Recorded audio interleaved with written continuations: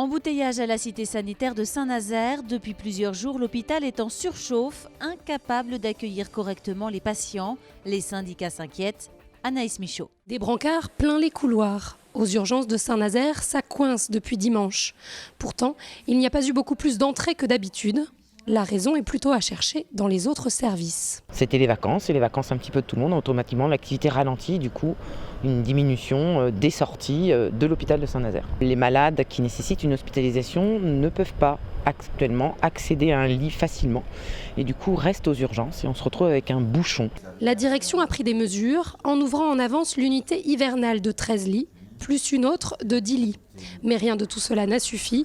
Et ce matin, 12 lits supplémentaires ont été installés dans une zone d'attente temporaire. Comprenez, une salle de réunion réaménagée pour l'occasion.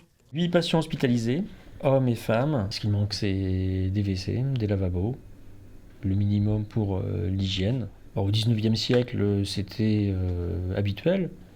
En 2016, c'est un peu moyen. Pour les syndicats, le problème n'est pas nouveau. Ils dénoncent depuis plusieurs années le manque de personnel et de places d'hospitalisation. Depuis 3 ans, on a fermé à peu près 70 lits. Là, il faut réouvrir les lits pour pouvoir passer l'hiver parce qu'on commence juste les épidémies. Donc on est très très inquiets. Les syndicats ont demandé à déclencher le plan blanc afin d'anticiper une éventuelle épidémie de grippe. Pour l'heure, la direction estime que ce n'est pas nécessaire. Attention travaux, la SNCF poursuit ses chantiers d'entretien des voies. Depuis hier, c'est la ligne Angers-Nantes qui est impactée. Julien Herpin. Après un mois de travaux préparatoires réalisés entre le 14 novembre et le 16 décembre, c'est la phase principale du chantier qui débute ce lundi. Durant 3 mois, ce sont 11 km de voies entre Angers et Nantes et 34 entre Nantes et Angers qui vont être renouvelés. Des travaux réalisés de nuit en suite rapide, autrement dit en utilisant un véhicule spécial, un train-usine, qui permet en un seul passage de remplacer les rails, les traverses et le ballast qui constituent les voies. Au total, ce sont 500 agents qui seront mobilisés sur ce chantier qui va coûter 62 millions d'euros à SNCF Réseau. Bien que ces travaux soient réalisés de nuit, ils vont tout de même impacter le trafic sur la ligne. La circulation des trains sera interrompue entre 22h30 et 6h du lundi soir au vendredi matin et de 23h30 à 6h30 du vendredi soir au samedi matin. Autre conséquence, la vitesse des TGV et des TER sera ralentie sur les différentes zones de travaux avec à la clé des temps de parcours allongés de 5 à 8 minutes. Pour plus d'infos sur le chantier et sur les horaires pour les 3 mois à venir, rendez-vous sur les différents sites web dédiés par la SNCF à ce chantier. Fincantieri, c'est le candidat privilégié à la reprise des chantiers STX. Mais l'offre de l'Italien n'a pour l'heure pas encore été validée par le tribunal de Séoul. À Saint-Nazaire, on aurait préféré une autre issue. Adrien Godet. Les chantiers STX sous giron italien, le projet ne plaît pas du tout aux syndicats nazériens, car l'entreprise Fincantieri, c'est avant tout un concurrent direct pour le fleuron de l'industrie française. C'est une crainte de voir finalement une partie des activités de l'entreprise disparaître à terme au profit bien évidemment de Fincantieri qui a ses propres bureaux d'études, ses propres services commerciaux, ses propres services achats, etc. Et c'est des centaines d'emplois qui peuvent être à terme menacés par ce type d'opération. C'est la raison pour laquelle, encore une fois, Force ouvrière porte avec force cette revendication de nationalisation du chantier naval de Saint-Nazaire. Une hypothèse qui a déjà été rejetée par l'État français, actionnaire à 33% de l'entreprise. Mais pour les élus locaux, c'est bien à la puissance publique de prendre ses responsabilités. D'abord, elle a la possibilité d'exercer son droit de veto. Ensuite, si elle ne l'exerce pas, elle a la possibilité d'intervenir au niveau des négociations de manière à s'assurer que Fincantieri, en tout cas c'est mon point de vue, ne soit pas majoritaire dans la future entreprise et que le savoir-faire de notre région ne soit pas exporté en quelque sorte en Italie. Il faut asseoir l'indépendance en quelque sorte industrielle par l'intermédiaire d'une entrée dans le capital plus importante des pouvoirs publics. Un message que ces élus pourraient adresser directement à Christophe Sirugue. Le secrétaire d'État chargé de l'industrie envisage de se déplacer à Saint-Nazaire dans les prochains jours. Faire un vœu en ce début d'année, un rituel que les Nantais sont invités à réaliser sur un arbre à vœux. Il est installé près du miroir d'eau jusqu'au 15 janvier. Éric Egon.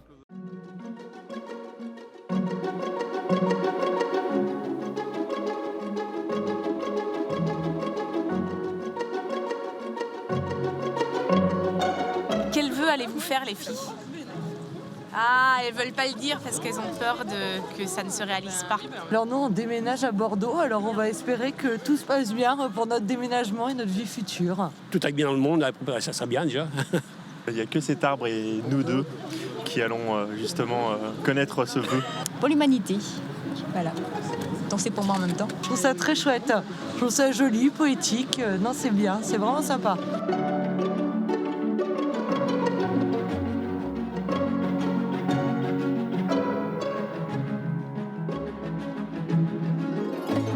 Quand le vœu part, vous avez le chemin lumineux et ça éclaire une petite ampoule en haut, c'est votre vœu qui reste dans l'arbre. Et on a 255 caractères, donc il faut être synthétique. Je trouve ça sympa, on a tous besoin de faire des vœux et que ce soit un petit peu magique, donc ça l'est un peu. Je suis pas nantaise et que je trouvais l'idée sympa, donc je voulais venir voir. Vous avez déjà votre vœu en tête? J'y réfléchis encore. Je crois que je vais poser un vœu pour moi, parce que le vœu pour le monde, ça serait trop général. Et je me dis qu'en faisant un vœu pour moi, ça va contribuer pour une toute petite miette à ce que le monde aille mieux.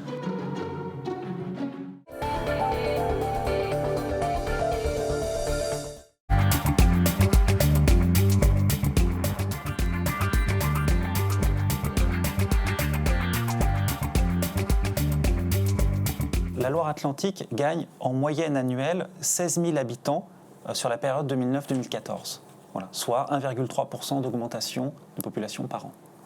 Quand on regarde les choses au niveau des communes, la majorité des communes gagnent de la population. Donc on va commencer par exemple par Nantes Métropole, on va commencer par les plus grandes communes évidemment.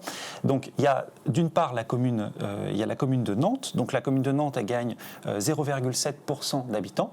On voit aussi que Nantes Métropole gagne aussi de la population. Donc Nantes Métropole elle a gagné 37 000 habitants sur la période de 5 ans. 10 des 23 communes ont vu leur population croître de manière assez sensible, de plus de 1000 habitants en 5 ans. Et donc notamment Sainte-Luce en Loire, La Chapelle-sur-Erdre, Vertou, Thoiré-sur-Loire, Rezé et Saint-Herblain. Voilà. Et donc Sainte-Luce-sur-Loire se démarque puisqu'elle a un rythme de croissance extrêmement soutenu de 4,7% par an en moyenne. Donc c'est le plus fort taux de croissance du département. Voilà.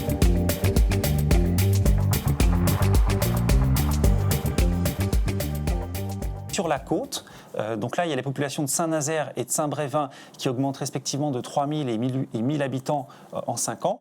Et à contrario, il y a quand même quelques communes qui voient leur population baisser.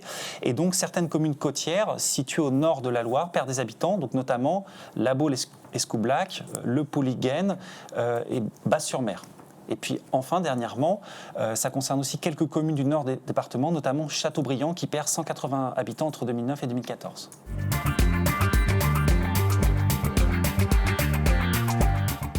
Dans la région, le taux de chômage est inférieur d'1 point au taux de chômage de la France métropolitaine, donc ça peut attirer des travailleurs. Deuxièmement, il y a Nantes Métropole, et en tant que métropole, on sait que les grandes métropoles attirent notamment des travailleurs qualifiés, donc ça joue aussi. Et puis après, l'attractivité, il y a deux volets. Il peut y avoir de l'attractivité économique, donc là c'est ce dont je viens de parler brièvement, et il peut aussi y avoir de l'attractivité résidentielle. Et là, ce sont plutôt des gens qui sont attirés par des résidences secondaires ou des résidences principales en bord de mer, et donc ça peut concerner des gens qui viennent pour le tourisme, ou ça peut concerner des retraités qui viennent s'installer pour leur retraite en bord de mer.